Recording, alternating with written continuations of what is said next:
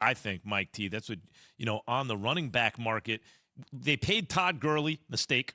Let's just call it what it is, mistake. Has Ezekiel Elliott's contract worked out? Mistake. The two best running backs in the world, basically.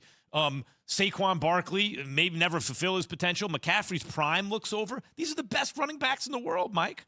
Yeah, but and we could go on. Alvin Kamara, Cam Akers got hurt in the preseason. There's a lot of examples of that. But Aaron Jones. Yep. But I'll say this. Y'all funny. If I'm the Giants, I do everything I can to keep Barkley, and here's why. Exactly. He is a game-changing player. They average 80 more yards per game in the passing game. So if this is all about giving our quarterback the best chance to be successful, figure out a way to keep him. Maybe he's not $16 million a year, but I would try to figure out a way to keep Barkley. What number is he at? What number would he be at? Yeah, for you guys to keep him. Because I'm down with you. Because I see it might not be 16. It might be 13. I mean, $3 million can buy a couple players. So, I think there should be an exception in the CBA, the next CBA. There should be the running back position should have its own situation. I'm serious because it requires a lot of the player. It's a glamour position. The running backs are basically interchangeable. It's always a mistake to pay them. It's not fair. They should have an exception in the CBA for it. No, you have your 1A and your 1B running back. Every team that has successful running backs outside of the Tennessee Titans, they've got two guys. There's two guys in the mix. You can point to Cleveland. There's two guys. In Cleveland's case, that's a hell of a pair. There were two guys in Dallas. It's just so happened that Ezekiel Elliott got a little ankle. Christian McCaffrey's the only guy in Carolina. When Carolina was rolling, it was Jonathan Stewart and D'Angelo Williams. Everybody has two guys. When you have one back, they can't carry the load. The one-back guys are the ones getting paid. No, yes, but mistake. Gurley's because he didn't have to pay him. You could have still gone to the Super Bowl with him. Yeah. You know what's the interesting part of this conversation? If you're Dallas, what do you do with Tony Pollard? Like, I don't think you could let him leave. Like, he is a dynamic playmaker. And with Gallup, CeeDee Lamb, Mari Cooper, I would do everything I can to keep him. Like, those are the harder deals to do because I think Tony Pollard's going to be like, well, wait a second. I don't want to sit behind Zeke. And I think – But that's true. He doesn't want to sit behind Zeke. But Mike, having done deals and put rosters together, there's only so much money I could give the 1B. Yep. Because I'm tied up in the 1A. Right. And what I would tell 1B in Tony Pollard is you can hit 100% of this contract and be here for the next 5 years and share the load like you're talking about D'Angelo Williams, Jonathan Stewart. There's a lot of those. And I would do what I could to keep. But I think Pollard's really intriguing because, to me, he's really emerged for Dallas. And if you look at what happened with the Rams when they signed Todd Gurley to that big deal, they didn't have to sign him in the sense that unless he held out, which is possible, maybe he could have, there were more years left. So they signed him up early. And they did get to a Super Bowl. But the fact is, his health was compromised in the second half of that season. Maybe that's why they didn't win the Super Bowl. You gotta also remember, Max, and Mike could talk up on this as well.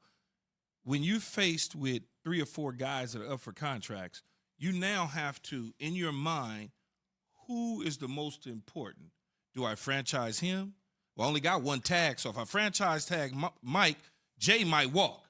So if I pay Jay and then I pay him, but I tag you, that may work for me. So they were facing all of those different scenarios with players coming up. What do they do with Marcus Peters? Do they move him or do they pay him again?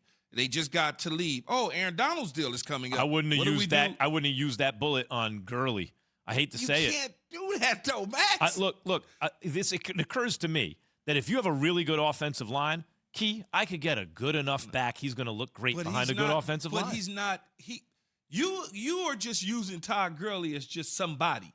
Todd Gurley at the time was the best back in football. Was the most special back in football. Yeah, I agree. You can't say, well, I get anybody to do that. No. What I'm saying is they paid him the money early, right? And they did get to a Super Bowl, and he was great, except that by the time the Super Bowl rolled around, injuries had already meant he wasn't great anymore. And by the way, they lost the Super Bowl. I can't roll them dice like that. I'm glad you're not my general manager, because then you would have me looking like a fool as an owner. Because I got the best player at that position in the league who needs to get his money. We have a Super Bowl team, and I'm getting ready to pull the Jerry Jones and Emmitt Smith in the first 2 weeks of the season and not pay a guy. And they've earned the money. That's my point about an exception in the CBA, guys. Like, they earn the money, but you're foolish to pay them. Yeah, and let's face it, the other way to do it is to say, like, I'm not paying Zeke Elliott, let him play out the deal. But when you feel like you have to pay him, because if you don't and he's not there, Absolutely. and you feel like your window is right now to win, that's where Is even the though- Giants' window right now to win?